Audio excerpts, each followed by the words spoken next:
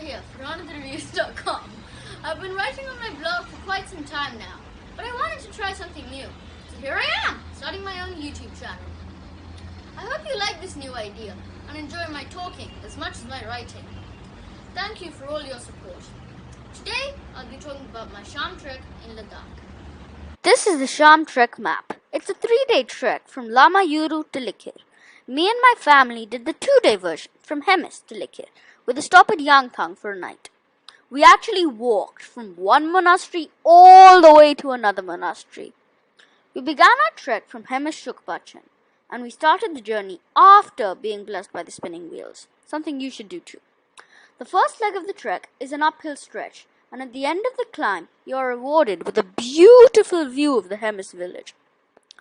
I could see the top of the first hill, and it didn't look too far away. But when we started climbing, it felt like eons till we reached the top. We were feeling very hot and hungry by that time, and when we reached the second hill, I found the perfect spot to have our lunch. A large rock in the middle of this barren land, and it provided shade from the scorching sun. It was a relaxed trek, punctuated by breaks to rest. A couple of hours into the trek, while taking a break, we met a few trekkers coming from Yangthang, and they told us that it wasn't very far to our destination. A little while later, we reached a rocky area where we lazed on the rocks for a well-earned rest. We actually enjoyed the rocks so much that we decided to leave the trail and climb down them to arrive at our homestay in Yangthang. Quick tip, do not do this! Because, well, you'll soon find out. We got lost. Ouch! And it led to quite an adventure. Yay! From there, we couldn't find our way out of a desolate area on the wrong side of a gushing stream. Luckily, we found Dolma, our savior, in the form of a farm help. She led us to a bridge made of 2 bamboos and a cracked iron pipe. Along with that, the water below could take you a mile a minute.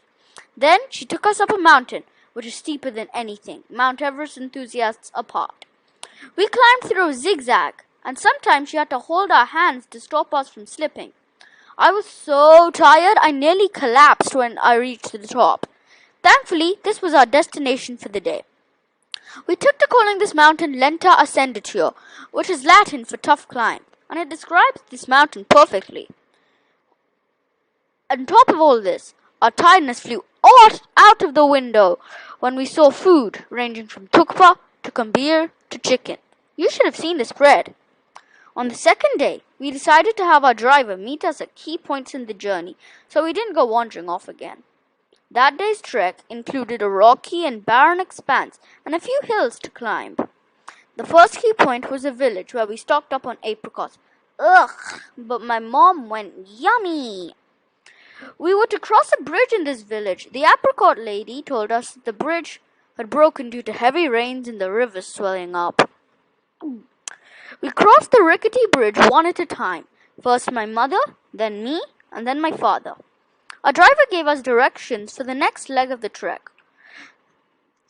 From there we were in the mountains!